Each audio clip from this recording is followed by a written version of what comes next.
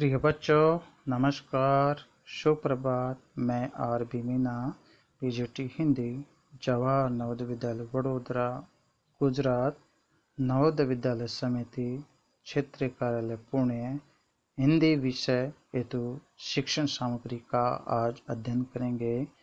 इस विषय के अंतर्गत आज हम कक्षा 9 ए कोर्स विषय हिंदी पुस्तक कृति का भाग 1 के शीर्षक किस तरह आखिरकार मैं हिंदी में आया का अध्ययन करेंगे।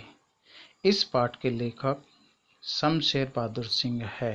आप सभी जानते हैं कि शमशेर बहादुर सिंह एक ऐसे कवि, एक ऐसे लेखक, एक ऐसे निबंधकार थे जिन्होंने उत्कृष्ट रचनाएं, उत्कृष्ट लेख और कविताएं लिखी।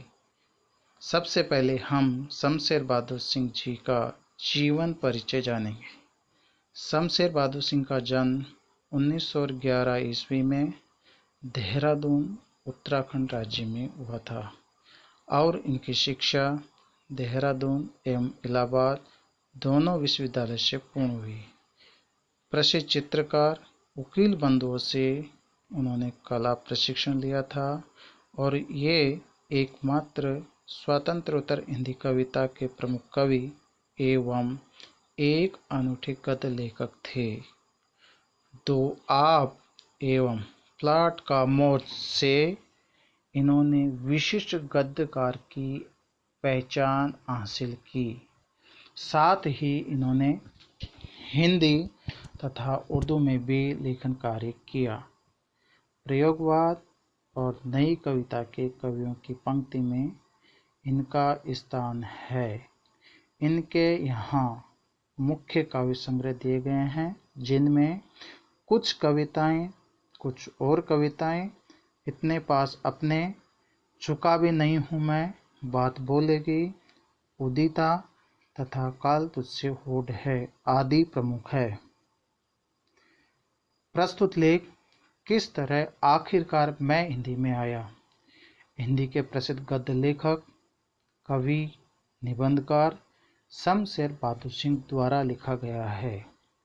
लेखक ने इसमें बताया है कि पहले उन्होंने उर्दू और अंग्रेजी में लेखन कार्य शुरू किया था, किंतु बाद में उन्होंने अंग्रेजी और उर्दू को छोड़कर हिंदी में भी लेखन कार्य शुरू कर दिया। लेखक ने इस लेख में यह वर्णित किया है कि उन्हें अपने जीवन में क्या क्या कष्ट झेलने पड़े थे। अर्थात लेखक ने अपने जीवन के समस्त कष्टों का वर्णन किया है।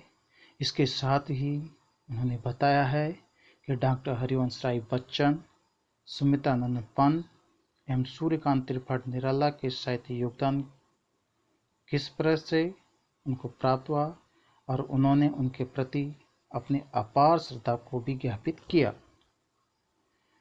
एक बार लेखक से एक ऐसी बात, एक ऐसा जुमला, वाक्य कह दिया गया था कि वह जिस हालत में था उसी हालत में और जो कुछ 5-7 रुपये उनके पास थे उनके साथ दिल्ली के लिए जाने वाली पहली बस से जो उसे मिली उस पर चढ़ा और चल दिया।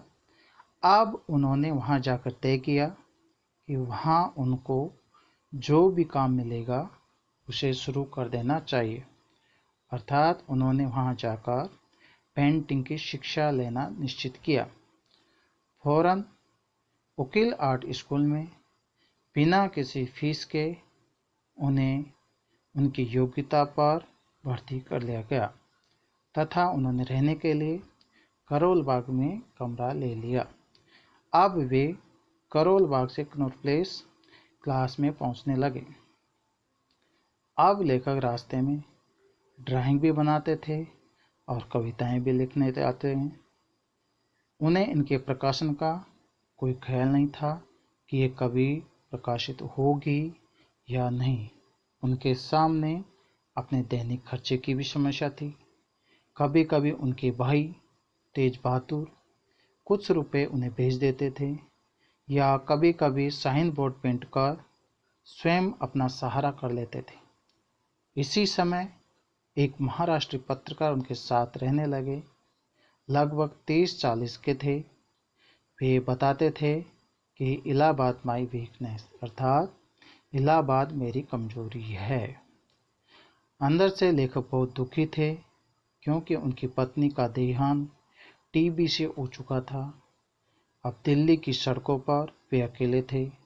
दिल्ली में एक बार उनके कवि मित्र और उनके बीए की सहपाठी से उनकी मुलाकात हुई, जो एमए कर चुके थे।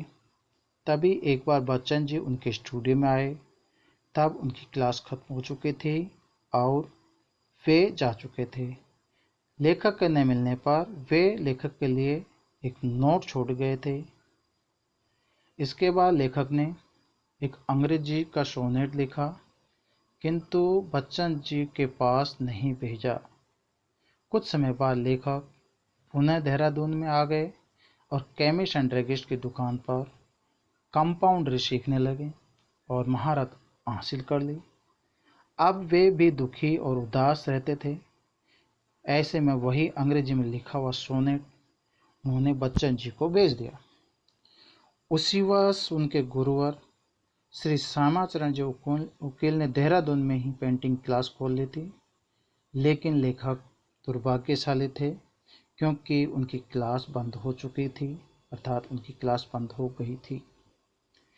एक बार 1937 में बच्चन जी गर्मियों की छुट्टी में देहरादून आए और ब्रजवंत जी के यहाँ ठहरे तथा एक दिन उनके साथ आकर लेखक से डिस्पेंसरी में मिले। उस समय मौसम बहुत ही खराब था और बहुत तेज आंधी चल रही थी। आंधी और बारिश के आ जाने के कारण वे एक गिरते पेड़ के नीचे आ जाने से बाल बाल बच गए थे।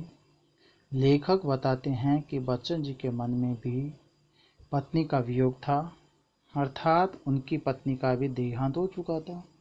अतः वे भी बहुत दुखी थे।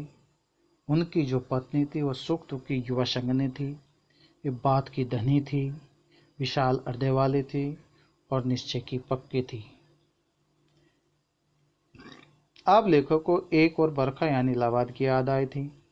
बच्चन जी एक बार इलाहाबाद गए थे। वहाँ से वापस आते समय किसी मेहमान ने उनको रोका, लेकिन जहाँ पहुँचना था रेलवे स्टेशन, वहाँ पहुँचने को उन्होंने जिद की और पहुँचे। बच्चन जी ने मुझे इलाहाबाद आकर पढ़ने की सलाह दी थी और मैं उनकी बात मानकर इलाहाबाद आ भी गया। बच्चन जी ने उन्हें एमए में प्रवेश दिला दिया तथा दोनों सालों के खर्चे का जिम्मा भी स्वयं ने ले लिया, क्योंकि बच्चन जी चाहते थे कि लेखक काम का एक आदमी बन जाए। क्योंकि स्वयं बच्चन जी ने अंग्रेजी में एमए फाइल करने के बाद लगभग 10-12 साल तक सरकारी नौकरी की थी, किंतु लेखक बच्चन जी की तरह सरकारी नौकरी नहीं करना चाहते थे।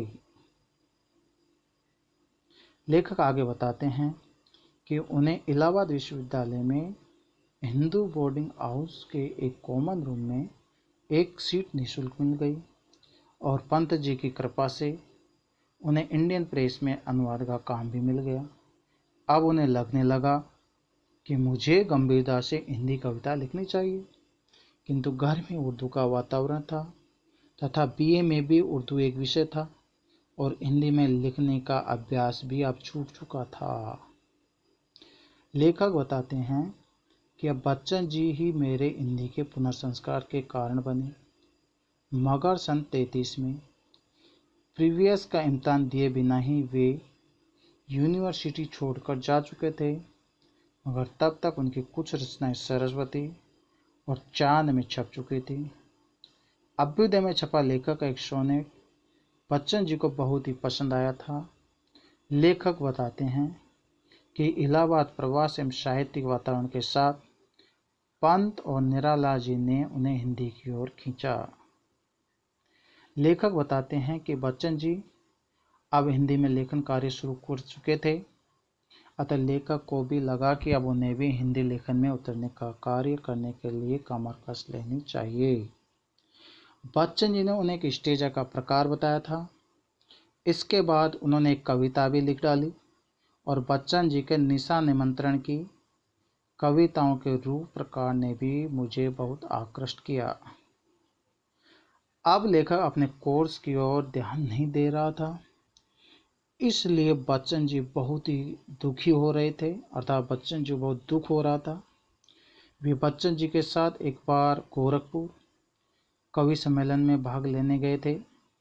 अब लेखक ने देखा कि कविता में उनका अभ्यास निरर्थक नहीं गया। कुछ निबंध भी उन्होंने लेखक ने लिखे थे। हिंदी में कविता लिखने की कोशिश भी उनकी सार्थक हो रही थी। सरस्वती में छपी उनकी एक कविता ने निराला जी का ध्यान अपनी ओर खींचा।